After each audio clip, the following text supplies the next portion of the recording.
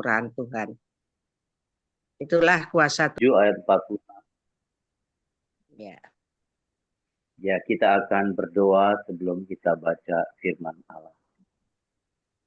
Ya Allah yang penuh kasih dan rahmat, di pagi hari ini kami bersyukur masih bernapas dan kami boleh dipersekutukan satu dengan yang lain, terutama dengan kehadiran Roh Tuhan di dalam hidup kami.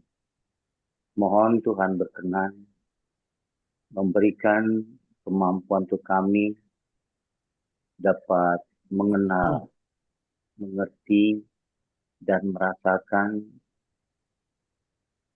kehadiran Tuhan dan apa yang Tuhan mau untuk kami lakukan dalam hidup ini. Demi Kristus yang telah menderita sengsara dan mati bagi kami berdoa. Amin. Amin. Matius 27 ayat berapa, Pak? 46. 26. 46. 46 ya. Saya bacakan ya, Pak. Beginilah firman Tuhan. Matius 27 ayat 46 sampai berapa, Pak? 1 ayat. Oh, kira-kira jam 3 berserulah Yesus dengan suara nyaring. Eli, Eli, lama sabatani. Artinya, Allahku, Allahku, mengapa engkau meninggalkan aku? Ya, Pak. Ibu. Puji Tuhan. Saudara-saudara, kita sudah memiliki pemahaman, pengetahuan bahwa Yesus itu Tuhan. Sejak kita menjadi Kristen, entah sejak kecil atau bahkan ada yang baru saja beriman kepada Kristus, maka serentak dengan itu kita diberikan pemahaman bahwa Yesus itu Tuhan. Kita menyebutnya Tuhan Yesus. Lalu ketika ada orang, khususnya para teolog yang mencoba mengungkapkan kemanusiaan Yesus, tanpa kita sadari, selalu di dalam otak atau pikiran kita berbenturan. Apalagi yang ngomong yang berbeda iman.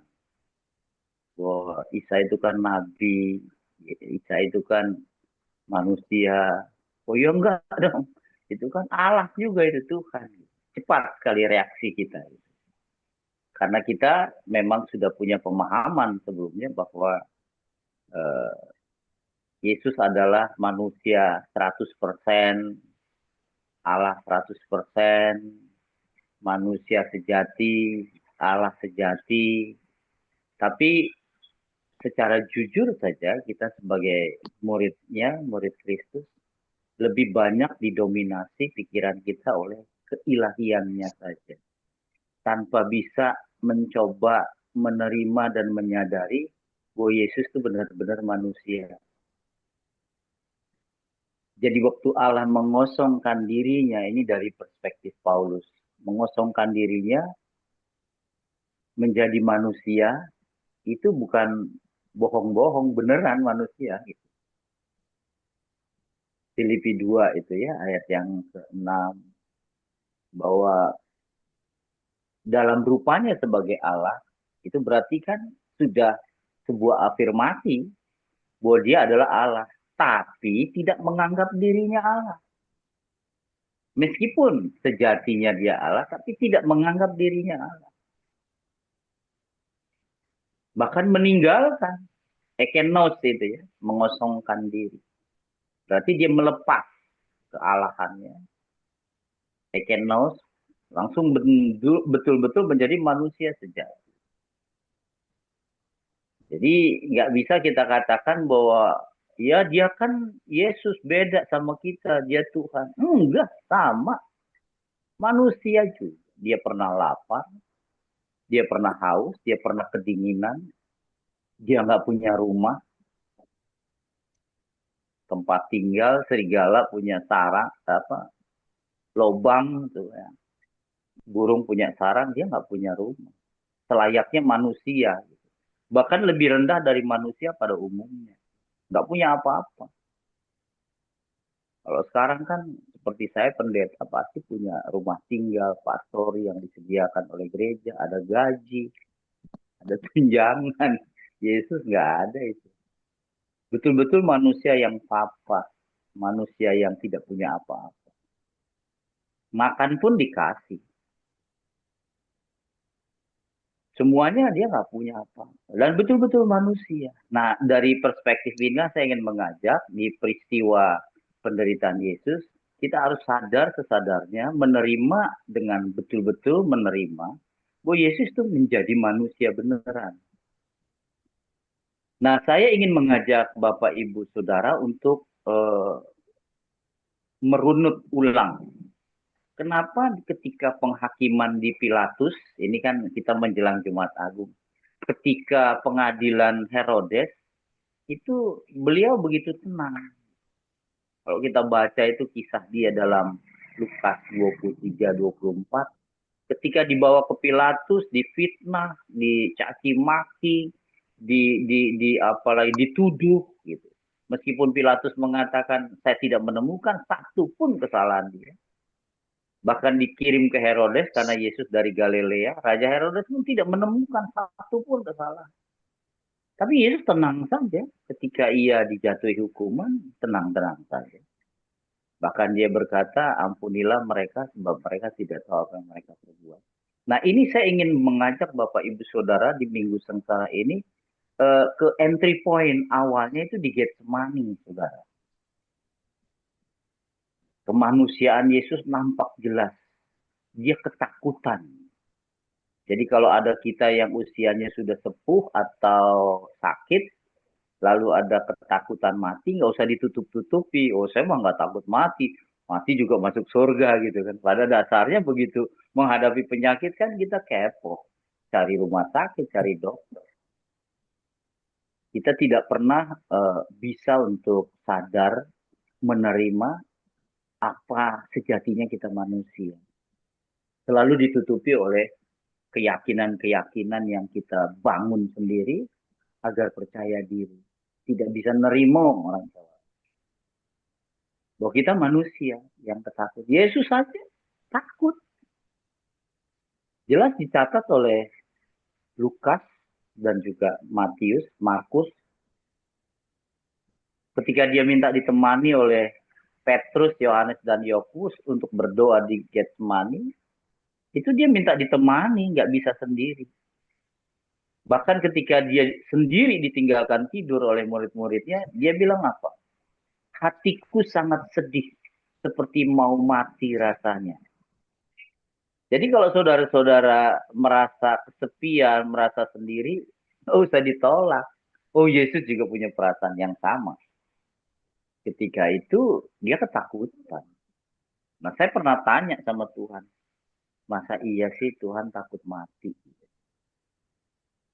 Saudara pernah tanya sama Tuhan? Kalau saya nggak mau percayanya membabi buta. Saya harus dapat konfirmasi betul-betul nggak dia takut mati.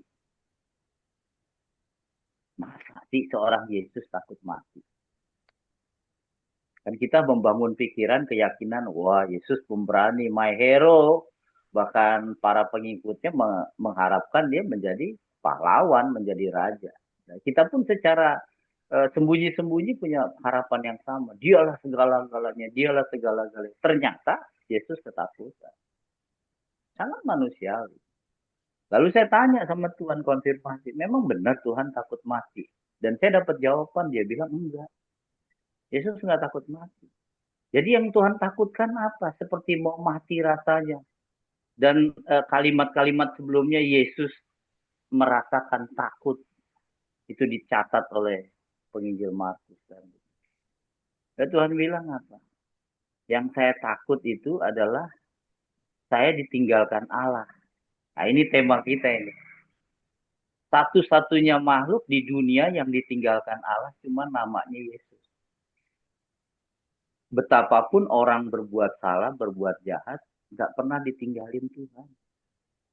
Bahkan kalau datang pun diampuni. Tapi Yesus ditinggalkan oleh Allah. Kenapa? Itu yang dia katakan. Saya bukan takut mati, tapi saya takut ditinggalkan Allah. Karena tidak ada satu makhluk pun di dunia ini yang hidup pernah ditinggalkan Allah. Lalu saya tanya lagi, kenapa kok Allah meninggalkan kamu? Dia bilang, karena saya harus menanggung dosa isi dunia. Ketika kalimat itu dia katakan saya harus menanggung dosa isi dunia, maka saya menangis. Kenapa saya menangis?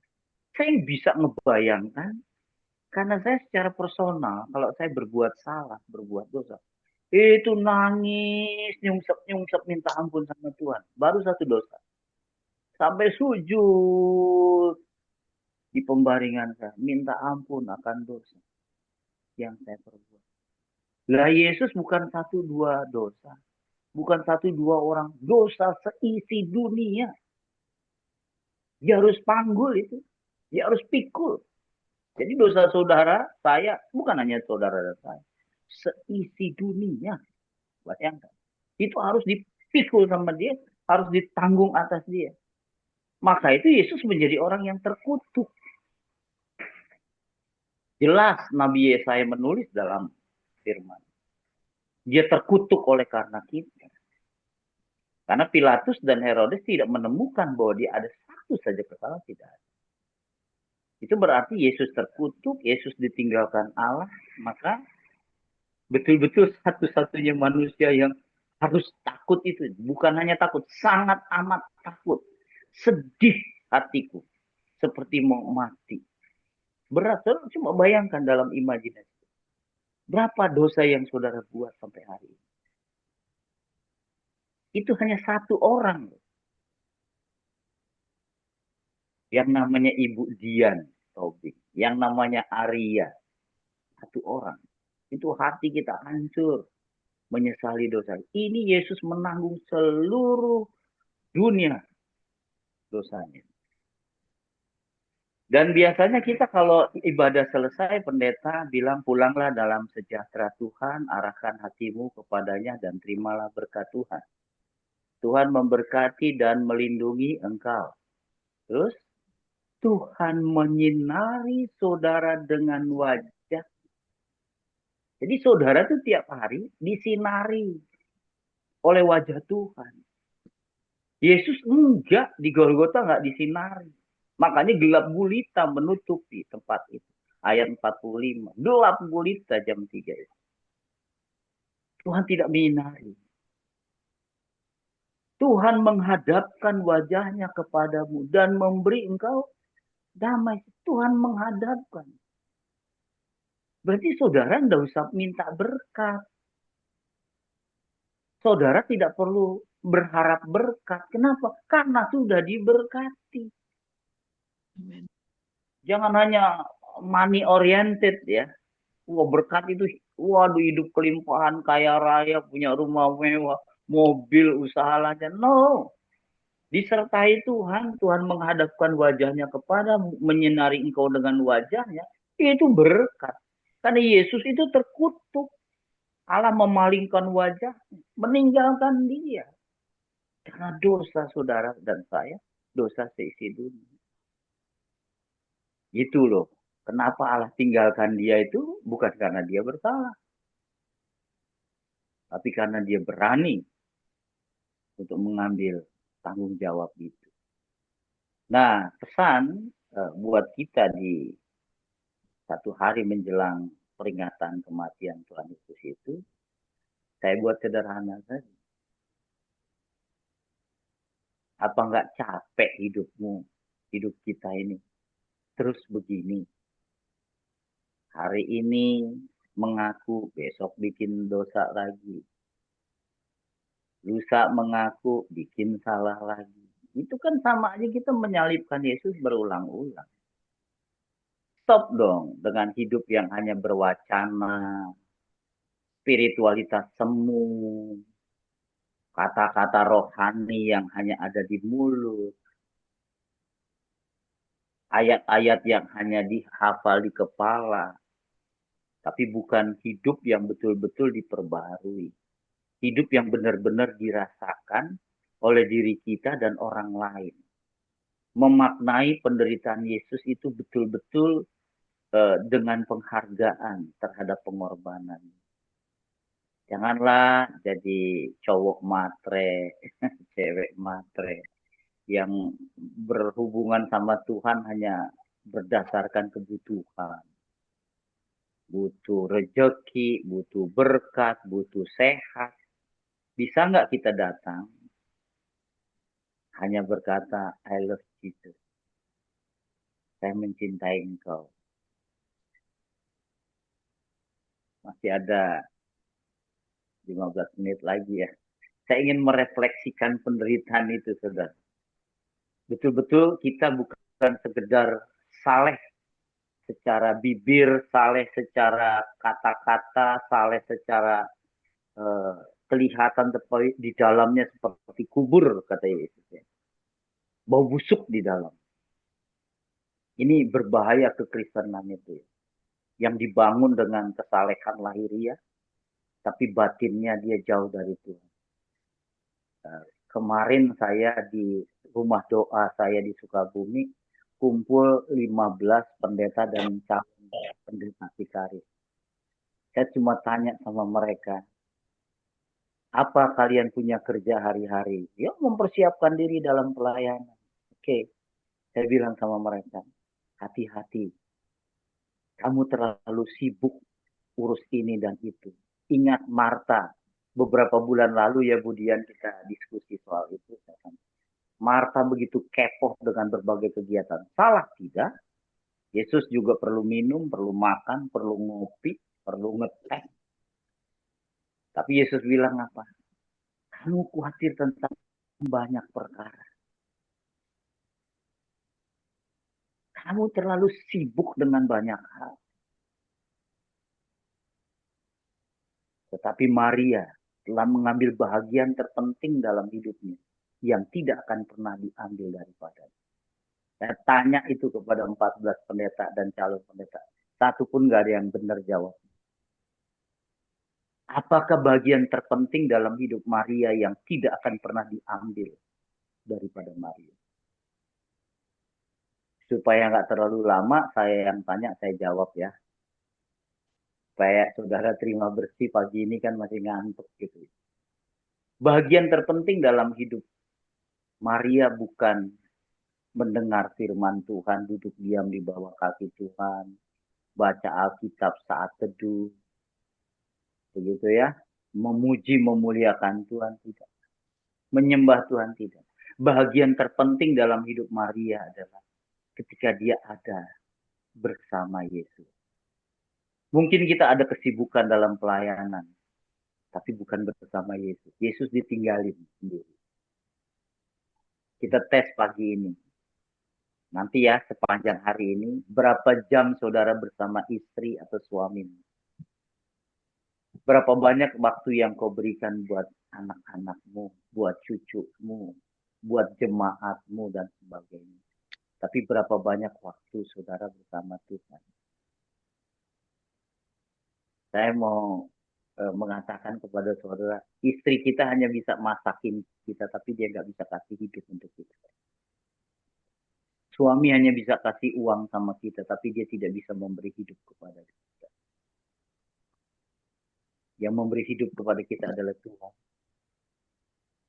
Tetapi kita jauh lebih mementingkan yang lain daripada Tuhan. Waktu kita banyak tersita untuk pelayanan, untuk pekerjaan-pekerjaan lain, untuk keluarga, untuk jemaat. Tapi saya heran sebagai pelayan-pelayan Tuhan. Waktu bersama Tuhannya kurang. Lewat pengorbanan Kristus, dia hendak mengatakan gini pesannya sama kita.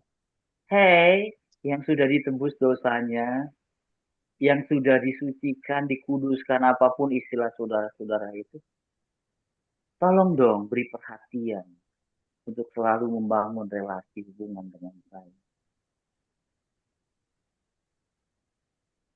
Tadi saya tidak lupa namanya, ibu siapa tadi mengatakan suaminya sempat di ICU, dinyatakan meninggal beberapa jam. Ibu siapa? Ibu Christina. Ibu Christina. Saya jadi pendeta 35 tahun. belum pernah ketika memakamkan seorang pria, bapak, begitu saya bilang, debu kembali kepada debu, roh kembali kepada penciptanya, lempar tanah. Ada seorang ibu interupsi itu, Pak Pendeta, interupsi sebentar, saya pengen ikut dikubur gitu. Gak ada. Atau ketika seorang perempuan meninggal, seorang bapak bilang, Pak Pendeta mohon izin, saya pengen dikubur bersama istri saya. Nggak ada. Paling jauh dia menemani kita sampai di atas kuburan. Nggak ada yang ikut-ikut dikubur. Nggak ada. Setelah ditutup, lubang itu dengan tanah, dikasih bunga, selfie-selfie lah, foto-foto. Setelah itu pulang. Saya hanya pernah menemani seorang ibu, karena saya kenal baik dan kesedihannya dalam. Cuma sampai maghrib, dari jam 2 siang setelah foto-foto setengah 3 bertahan sampai maghrib baru dia bilang, Pak Pendeta terima kasih sudah ditemani, yuk kita pulang, tinggal berdua. Dia nggak bilang, Pak Pendeta tolong panggil tukang gali kubur, gali lagi kubur saya masuk di dalam. Enggak, akhirnya pulang juga. Berarti yang menemani saudara siapa? Yesus. Yang sering saudara dan saya tinggalkan setiap hari. Kita lupa, terlalu sibuk. Dia menyerahkan nyawanya untuk kita. Semua dia berikan buat kita. Bahkan hidup juga dia yang memberikan kepada kita. Betapapun hebatnya saudara mencari nafkah, bisa makan dan sebagainya. Kalau nggak bernafas kan percuma punya duit banyak. Jadi penghargaan terhadap cinta kasih Tuhan itu harus dibangun, saudara. Jangan bisa berkata, saya mengasihi engkau Tuhan lebih dari segala-galanya. Lebih dari semua, kata Petrus di tepi danau Galilea. Apakah saudara mengasihi aku? Apakah Arya, Dian, Ibu Rose, Pak Sony, dan sebagainya? Ditanya, apakah kau mengasihi aku lebih dari mereka? Oh Tuhan tahu aku mengasihi engkau. Sampai 3 kali. Dan saya tanya sama Tuhan. Kalau Petrus ditanya sama Tuhan, kalau saya yang sering tanya sama Tuhan. Apakah saya mengasihi engkau benar, tulus, atau karena pamrih? Apakah saya mengasihi engkau karena mau hidupnya diberkati? Apakah saya mengasihi engkau supaya Tuhan jaga saya dan keluarga saya? Apa cinta saya tulus Tuhan? Harus ditanya sama Tuhan. Kan kita nggak bisa bohong-bohong sama Tuhan. Apakah kita mengasihi Tuhan supaya hidup diberkati? Supaya doa dijawab? Kita dekat-dekat Tuhan bukan karena cinta. Bukan karena kasih yang tulus. Tapi kita mengharapkan sesuatu dari Tuhan. Harusnya sebagai orang yang mensyukuri penebusan dan keselamatan yang Tuhan Yesus berikan, saya kutip lagu pop anak muda. Saya nggak tahu siapa yang nyanyi, itu perempuan. Harusnya cintamu bukan cinta biasa. Nah, itu. Cintamu bukan cinta biasa. Wah, gitu kan. Harus luar biasa. Kita harus berkompetisi siapa lebih dekat, siapa lebih banyak waktu kepada Tuhan. Ya, di 5 menit terakhir saya ingin menggugah saudara dan saya dengan beberapa kalimat yang akan kita renungkan hari ini. Kalau saudara datang sama Tuhan mengatakan, God, Gusti, Tuhan, aku mengasihimu. Saudara tahu Tuhan bilang apa buat saudara? Oke, saya terima kamu mengasihi saya, tapi saya mau bilang sama kamu, saya jauh lebih mengasihi kamu daripada kamu mengasihi saya. Amin. Amin. Ketika kita bilang, aku sayang Yesus. Yesus bilang, iya, saya tahu kamu sayang saya. Tapi kamu juga harus tahu, saya lebih sayang kamu daripada kamu sayang saya. Ketika engkau bersalat teduh atau apapun yang kau lakukan, mau bersama Tuhan, Saya bilang, Tuhan saya rindu engkau. Tuhan bilang, saya jauh lebih rindu kepadamu Arya. Kalau saudara berkomitmen pagi ini ingin memberikan banyak waktu kepada Tuhan. Tuhan, saya berkomitmen ingin memberi banyak waktu sama Tuhan. Tuhan cuma bilang sama kita, saya jauh lebih banyak waktu untuk kamu. Jadi kita jangan merasa menjadi anak Tuhan yang luar biasa. Enggak. Kita sering abai. Tidak ada kasih yang lebih besar daripada kasih seseorang yang menyerahkan nyawanya. Luar biasa. Tapi bukankah sahabat-sahabatnya itu yang sekarang sedang berkumpul, sering abai, lalai, dan melupakan dia.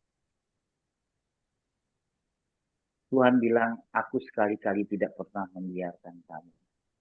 Aku sekali-kali tidak akan pernah meninggalkan kamu. Itu janji itu. Tapi kita balik, kita sering kali membiarkan Tuhan. Kita sering kali membiarkan Tuhan sendiri. Kita berkata Yesus di dalam hati, tapi hidup kita seakan-akan tidak ada Tuhan. Dan kalau kita ingat pun, sewaktu-waktu ketika kita menghadapi sesuatu yang membuat kita tidak berdaya, baru kita ingat. Ketika kita mau naik ke mimbar menyampaikan sabda Tuhan, Tuhan tolong urapi saya dengan Roh Kudus. Emang selama ini kemana aja?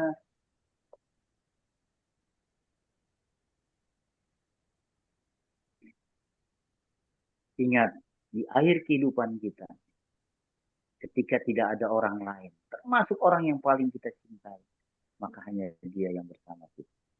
Dan justru dialah yang sering kita abaikan. Yang telah menyerahkan nyawanya untuk kita. Selamat merayakan penderitaan dan kematian Tuhan Yesus. Semoga semakin hari kita bertumbuh dalam cinta yang sejati. Bukan cinta biasa. Yang sungguh-sungguh bukan diucap, tapi dilakukan. Dan buatlah hati Tuhan senang. Saudara bisa bayangkan, setiap hari anak saudara datang, Pak minta uang, Ma minta ongkos, Pak minta isi pulsa, Ma minta jajan, Pak bayar uang sekolah. Itu adalah ritual rutin anak-anak yang datang sama kita. Tapi satu saat anakmu datang, memeluk engkau dari belakang, dan pijit punggung. Kau akan bilang gini, ada perlu apa? Karena biasanya dia datang, hanya dia butuh sama kita. Tapi lalu dia bilang apa? Enggak Pak, saya ingin bilang terima kasih. Bapak sudah bekerja untuk kami dan saya bisa sekolah. Aku mengasihi Bapak. Tidak Mak, saya tidak minta apa-apa. Saya hanya mau bilang terima kasih. I love you Mak. Mama sudah bangun pagi-pagi siapkan sarapan. Mama sudah memberikan diri Mama panjang hidup saya. Dari saya lahir sampai saya besar. Urusan. Saya hanya mau bilang, aku mencintaimu. Apa enggak saudara akan menangis? Anak yang biasanya datang minta, tiba-tiba dia datang hanya menyatakan terima kasih. Dan menyatakan cintanya. Tuhan juga rindu loh. Kita datang bukan untuk meminta. Tapi untuk mengatakan I love you. Benar tulus. Coba Tuhan periksa, selidiki hatiku ya Allah. Apakah cintaku benar-benar cinta yang luar biasa? Tuhan Yesus. Mari kita berdoa. Maafkan kami Tuhan, kalau seringkali kami abai, tidak peduli, dan melupakan Tuhan. Maafkan kami yang terlalu sibuk dengan diri sendiri, orang lain dan pelayanan. Dan sering lupa bahwa ada Tuhan di dalam hidup ini. Maafkan kami. Maafkan kami. Maafkan kami. Semoga dengan merenungkan cinta kasih-Mu yang luar biasa, kami boleh membangun mulai hari ini. Cinta kami juga kepada Tuhan bukan hanya cinta biasa. Cinta yang sungguh, yang tulus, yang tidak hanya meminta, namun percaya. Ajari kami, ya Tuhan, bukan hanya percaya dan beriman kepada, tetapi juga mempercayakan hidup kami kepada Tuhan. Kami percaya Tuhan merancangkan yang baik, meskipun dalam penderitaan sekalipun. Ada kebaikan-kebaikan yang Tuhan ingin sampaikan kepada kami lewat penderitaan. Meskipun kami harus sakit, ajari kami untuk berhikmat, melihat, menemukan, dan merasakan Tuhan dalam sakit kami. Maafkan kami, Tuhan. Kalau hanya bisa bersyukur untuk kemenangan, kesehatan, kebahagiaan. Tapi kami mengeluh untuk penderitaan dan kesusahan itu. Padahal Tuhan sering mengajar kami lewat penderitaan, lewat kesusahan. Merasakan Tuhan ada. Bersama-sama kami memikul beban itu. Merasakan kesedihan, kesepian, dan kesusahan. Ya. Maafkan kami Tuhan. Kami hanya merasakan Tuhan ada ketika pertolongan, kelepasan, kemenangan itu terjadi. Tidak bisa merasakan kehadiran Tuhan justru ketika kami sedih, ketika kami sunyi, kesepian, sendirian, dan tidak berdaya. Tuhan ada di setiap keadaan. Dan kami lupa itu.